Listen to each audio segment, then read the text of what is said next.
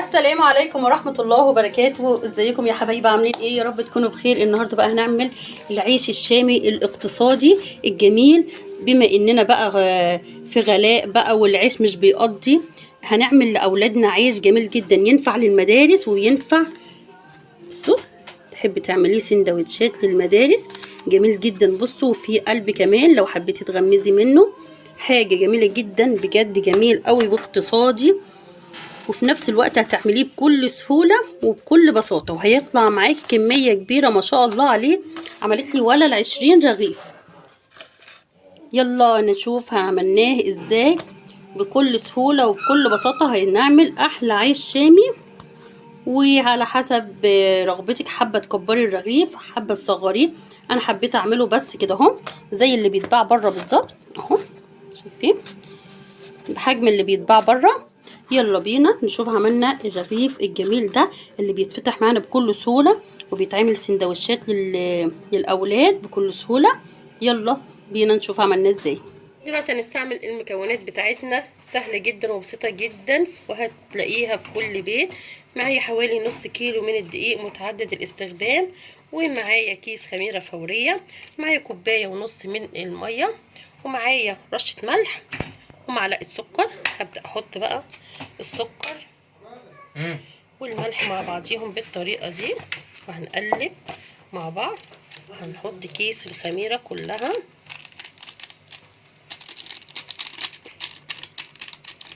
وهنقلب المكونات دي كلها. خلاص،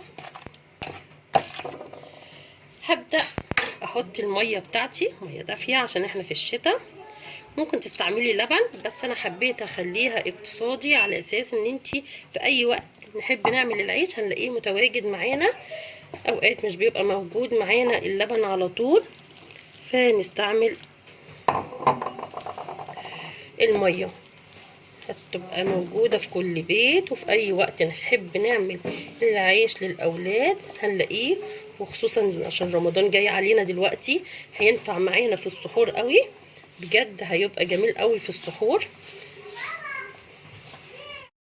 خلاص يا جماعه، انا عجنتها اهو لحد ما بقت معايا عجينه ناشفه، مش ناشفه قوي، يعني عجينه ما بتلزقش في الايد كده زي ما انتم شايفينها اهو. نفضل نعجن فيها كتير قوي لحد ما نخليها ملبن معانا، علشان كل ما تديك تعجني كويس كل ما تديكي نتيجه احسن. خلاص، انا خلاص كده العجينه بتاعتي شايفين يا جماعه اهي، متبقاش ناشفه قوي ولا طريه قوي، يا دوبك ايه تبقى ايه ماسكه نفسها كده. هبدا احط شويه زيت كده صغيرين كده عشان ما تلزقش في الطبق بالطريقه دي، واحط على الوش كمان شويه زيت اهو، وهسيبها تختمر. مش هنسيبها تختمر قوي، يا دوبك ايه 10 دقايق او ربع ساعه كده بالكتير، على حسب الجو اللي احنا فيه ده. طبعا احنا دلوقتي في الشتاء، فهنسيبها ايه ربع ساعه بالكتير تختمر معانا، وهرجع لكم. اهي يا جماعه الخميره العجينه بتاعتي اختمرت ما شاء الله عليها، شايفين انا ما سبتهاش تختمر قوي، علشان خاطر لو سبتيها تختمر جامد قوي وتعلى كده في الطبق هتبصي تلاقي العيش بتاعك ناشف. فانا بخليها ايه تختمر يا دوبك حاجه بسيطه كده. خلاص، هبدا كده نفش الخمر كده. بصوا ما شاء الله طريه وجميله خالص العجينه، شايفين حاجه جميله خالص وطريه، وبجد العيش ده هينفع قوي في المدارس. شايفين مش لازقه في الطبق ولا حاجه خالص. خلاص، هنبدا بقى يا جماعه. خلاص كده نحطها بالطريقه دي ونقسمها نصين،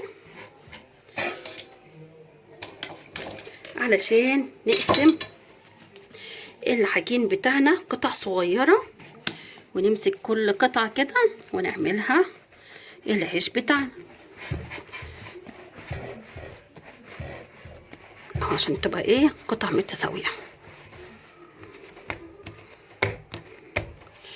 خلاص، هقطع مثلا ايه بالحجم ده، كل قطعه لازم تبقى ايه قد بعضها.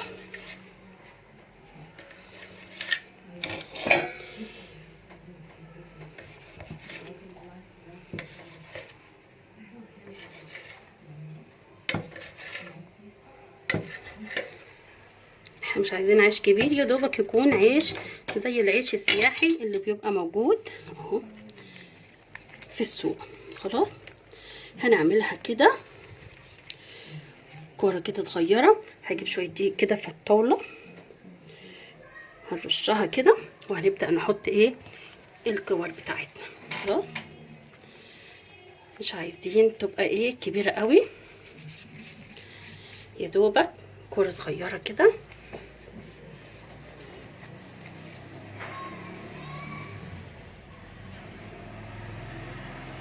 بالطريقه دي اهو. اهم حاجه يبقى كله حجمه ايه واحد، ويبقى الكور صغيره عشان ما يبقاش الرغيف بتاعنا كبير قوي مقفر. يا دوبك يبقى عيش شامي زي اللي بيتباع. انا دلوقتي يا جماعه اديني كورتهم اهو، ما شاء الله عمل كميه كبيره قوي، نص كيلو. خلاص هبدا ان انا اغطيهم كده بحته قماشه كده. وطبعا احنا مش هنسيبهم يختمروا، ليه؟ لان احنا اول واحده عملناها اختمرت ما شاء الله عليها اهي. على بال ما خلصت اخر واحده كانت اول واحده اهي بدات تختمر. شايفين ازاي؟ هنبدا بقى ان احنا ايه نحط كده ونفردها بالطريقه دي. هنفردها كده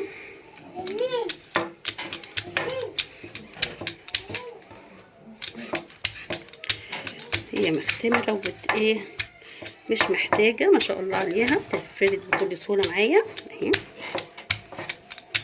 هندورها طبعا اهو، مش هنفردها جامد قوي زي الرقاقه، يا دوبك يبقى ايه نص سنتي كده. بصوا حاجه بسيطه كده اهو. شايفين الرغيف كده شغال توتي وجميل اهو، يا دوبك على قد ايه سندوتشات المدارس، وكمان قد العيش اللي بيتباع بره.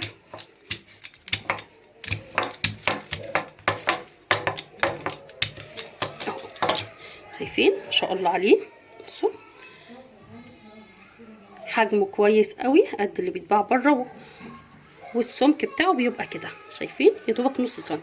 هنكون محضرين قماشه بقى كده، هنحط عليهم العيش بتاعنا كده وهنغطيهم بفوطه تاني علشان خاطر ايه ما يقشفش مننا. واحنا مش هنسيبه يختمر يا جماعه، يا دوبك اول واحده عملناها لحد ما نخلص اخر واحده هتكون اول واحده عملناها ما شاء الله عليها اختمرت وخلص. يعني هنبدا من اول واحده عملناها. خلاص اهو يا جماعه، خلاص فردتها اهو. نفردها كده دوريه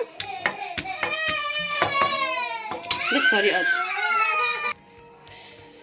خلاص يا جماعه اهو زي ما انتم شايفين. بصوا حجمه جميل قوي اهو، يا دوبك يبقى سمك نص سنتي بالطريقه دي.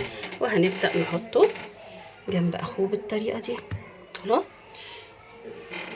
ناخد واحده كمان بس كده.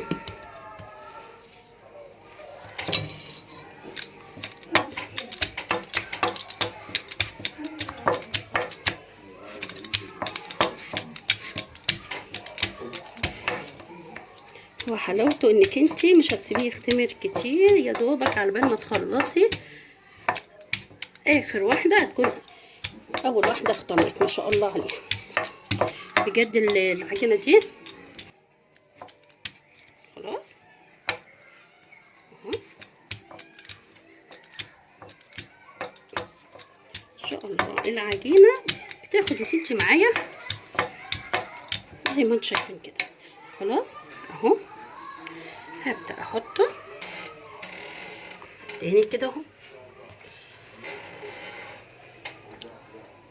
هخلص بقى ايه كل الكميه اللي معايا دي، اخلصها وهرجع لكم على طول. خلاص يا جماعه خلصت اخر واحده ما شاء الله عليه. بصوا العيش اختمر ازاي، شايفين؟ اول واحده دي عملتها شايفين ما شاء الله عليها اختمرت لحد ما خلصت اخر واحده. بصوا اهي لسه ما اختمرتش قوي زي اول واحده. هبدا اخد انا اول واحده دي نروح بقى بكل سهوله شايفين، وهنروح بقى على الطاسه ويلا بينا نعملها. شايفين اختمرت ازاي ما شاء الله عليها، بقت حلوه خالص. يلا بينا. دلوقتي يا جماعه بدات حطيت الطاسه على النار اهم حاجه الطاسه تكون سخنه، وهنبدا ننزل بالرغيف. اهم حاجه في تسويه العيش يا جماعه هو النار تكون مظبوطه، يعني النار ما تكونش عاليه قوي عشان العيش ما يتحرقش منك، ولا تكون واطيه قوي علشان العيش ما ينشفش منك. وطول ما انتي حاطه العيش في الطاسه نفضل نداير فيه بالطريقه دي علشان خاطر نوزع الحراره في قلب العيش كله، والعيش كله يستوي ويبقى جميل ومنفوخ من اول رغيف لاخر رغيف، هيبقى معاكي منفوخ وقابب بالطريقه دي. طول ما انتي شغاله على النار تفضلي تدايري في الرغيف بالطريقه دي رايح جاي رايح جاي علشان خاطر يطلع قابب معاكي ومنفوخ وحلو قوي. هنبدا بقى نقلبه، شايفين ما شاء الله من تحت عشان النار هاديه احمر من تحت وبقى جميل ما تحرقش مننا. نفس الحكايه اهو، بصوا ما شاء الله عليه العيش جميل جدا ومنفوخ ازاي يا جماعه، حاجه جميله بجد. هنبدا نحط كمان واحد، شايفين بصوا منفوخ ازاي وكبير ما شاء الله عليه، هيبقى حلو قوي معاكم. حطيت واحد كمان اهو، اول ما تحطيه الطاسه تكون سخنه هيبدا يقب معاكي، شايفين كله قب ازاي، هيبدا يقب معاكي وتقعدي تدوريه كده رايح جاي ان شاء الله. ونبدا بقى نشوف من تحت اهو احمر، نبدا نقلبه بقى ونحاول ندور فيه تاني علشان خاطر من تحت يدينا وش حلو برضو احمر ومنفوخ وجميل. بصوا ما شاء الله حاجه جميله تفتح النفس بجد. لحد ما اخلص بقى الكميه اللي معايا كلها اهي يا جماعه، هبدا اوريكم انا معايا لحمه مفرومه اهو مقصجاها للحواوشي. هنبدا بقى نفتحه كده، حاجه جميله جميله بجد.